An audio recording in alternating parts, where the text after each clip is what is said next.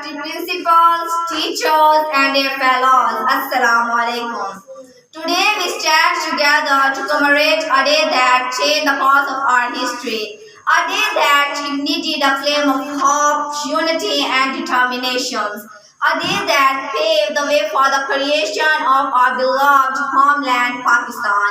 As we celebrate this momentous occasion, let us remember the sacrifice of our forefathers who fought tirelessly for our freedom. Let us honor the legacy of Quaid-e-Azam Muhammad Ali Jinnah, who envisioned a separate homeland for Muslims. In the words of Quaid-e-Azam, you are free. You are free to go to your temples. You are free to go to your mosque or to any other place of worship in the state of Pakistan.